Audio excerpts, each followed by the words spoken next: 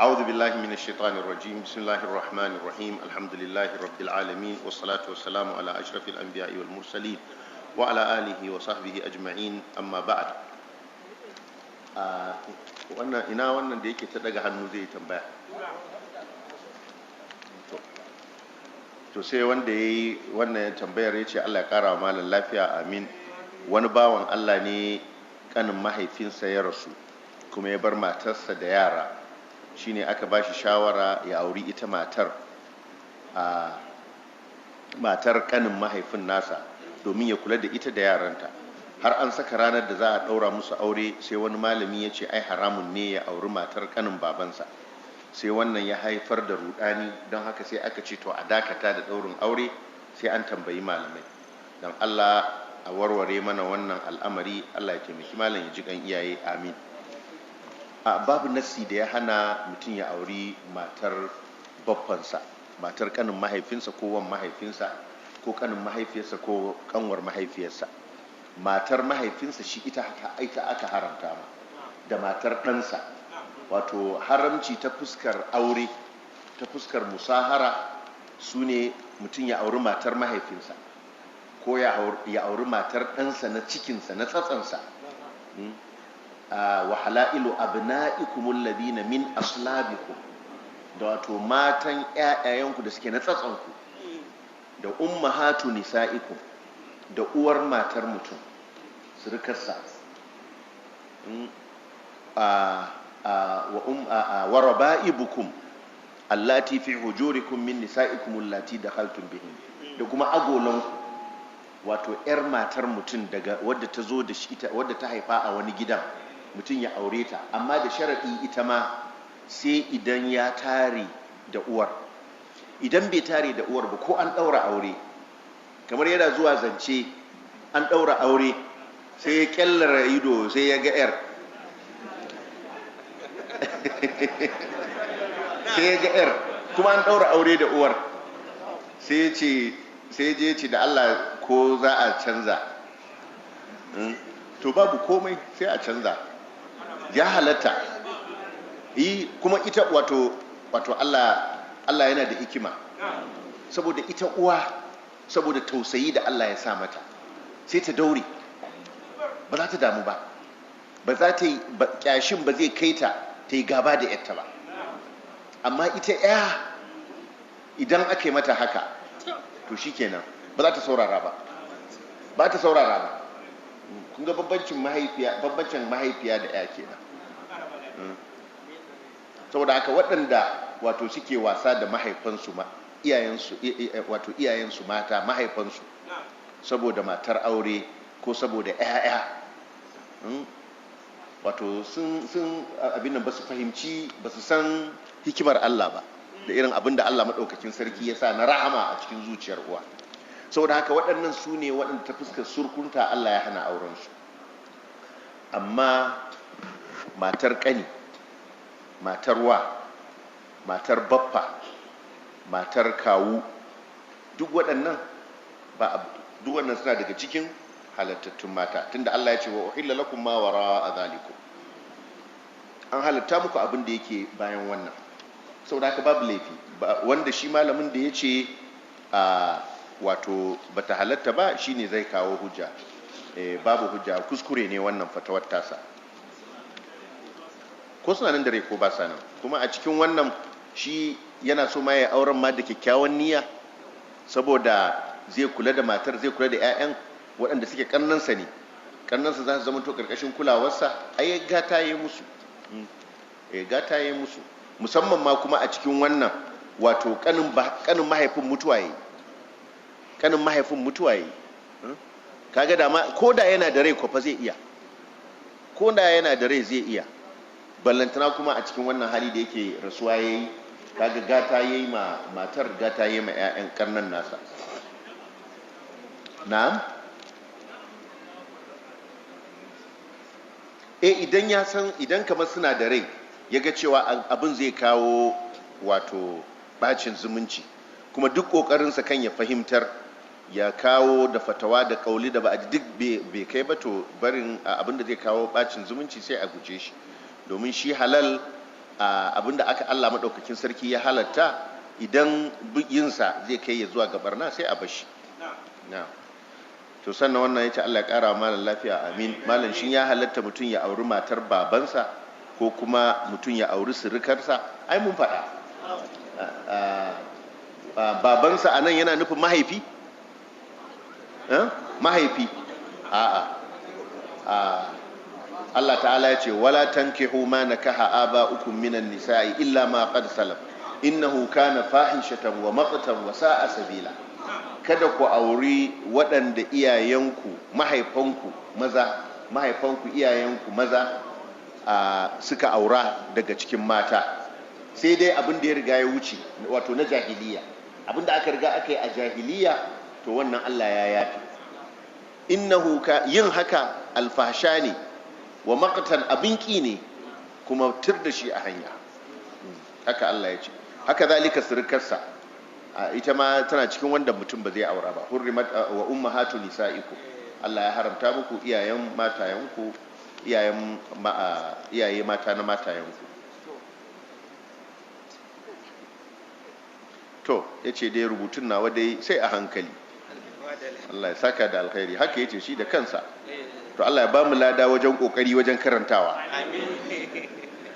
Ya ce assalamu alaikum malam, Allah ya ƙara maka lafiya da ilimi mai amfani, ya ƙara maka albarka a cikin rayuwarka, amin. Ni ne mai ƙaunarka saboda Allah, na kasance ina bibiyar tafsirinka na watan Ramadan tun daga suratul an'am, amma ban taɓa zuwa ba. Wannan shekarar kuma sai na ji babu ƙwaya biyu, na samu ƙwaya 26, na nemi biyun na rasa, kuma ban ji an ce an yi fashi ba. A intanet nake bibiya, ban taba zuwa masallaci tafsiri ba. To Mubarak, sai ku bincika, ku nemo karatu. To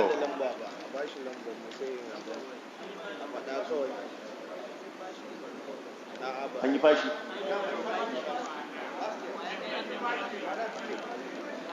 Amma mun cike dai 28 ne karatu. 28 ne. Na cike ko? To watakila zai nema to ga lamba da zaka kirawo 070 39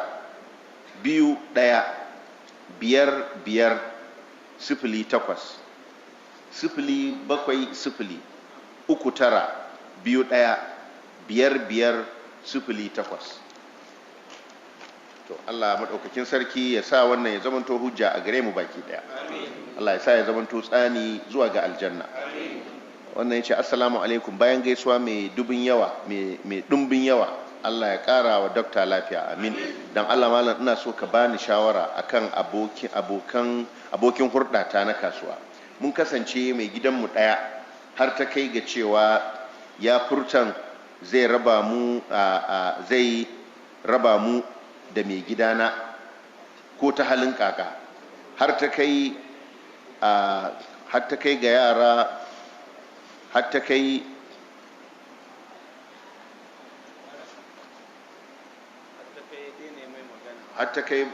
a yanzu haka sai ta kai ga cewa ni dai ne masa magana yau tsawon shekara 2 kenan. Shine abin kullun yake damuna, ina tsoron kada na fada hadarin gaba. Har ta kai ga ya raba mu, wato ya raba su da mai gidan a yanzu haka. Sai ta kai ga cewa ni dai na yi masa magana yau tsawon shekara 2 kenan. Shine abin kullum yake damuna, ina tsoron kada na fada hadarin gaba. Shi nake so malam ya bani shawara ta fuskar shari'a, inda zan ci gaba da mu'amalata da shi yadda addinin musulunci ya tanadar mana. Za ka ci gaba da ƙoƙarin yin abin da yake na haƙƙi na musulunci. Shi ne in ka da shi kai masa sallama, idan ba shi da lafiya ka je ka ziyarce shi, ka je ka yi masa dubiya. Idan kuna zaune ya yi atishawa ka ce yarhamukallah. Sannan idan ya turo maka, ko da yake amma da a kaddara da zai turo maka da gayya, ka je ɗaurin aure ko ka je walima da zai yi, sai ka halarta, tunda duk wayannan sa daga cikin haƙƙin ɗan uwanka musulmi. Wayannan haƙƙoƙin zaka kiyaye. idan kuma kana yi shi baya yi to ka ci gaba da yi, domin kamar yadda annabi sallallahu alaihi wasallam ya ce to tamkar wato kana shayar da shi wato toka wadda take mai garwashi a cikinta ne, wato shi ne yake ɗaukar laifi ba kai ba.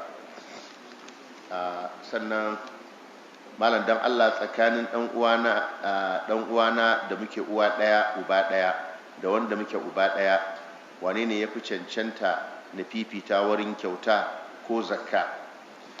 Wato kusanci shaƙiƙi ya fi kusanci da li'abi saboda wajen gado, amma wajen kyauta ko wajen zakka wanda ya fi bukata shi za ka kaddama, wanda ya fi bukata shi za ka kaddama.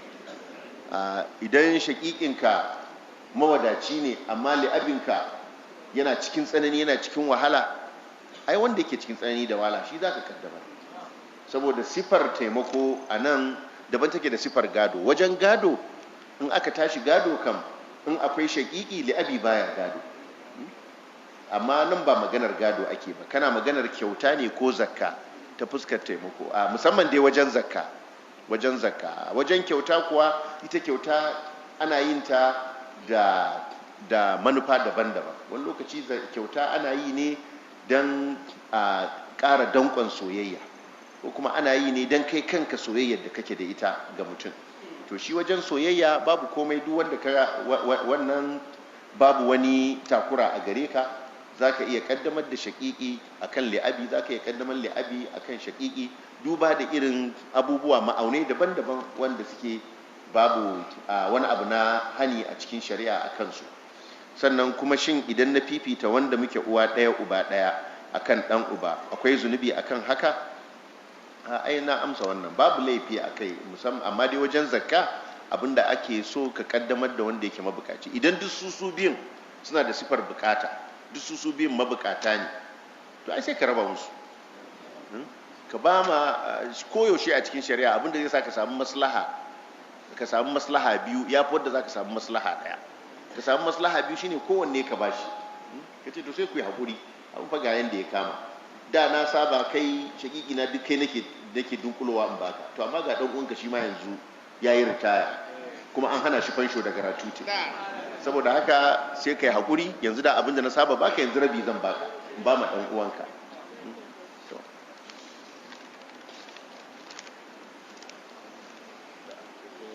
To masu ne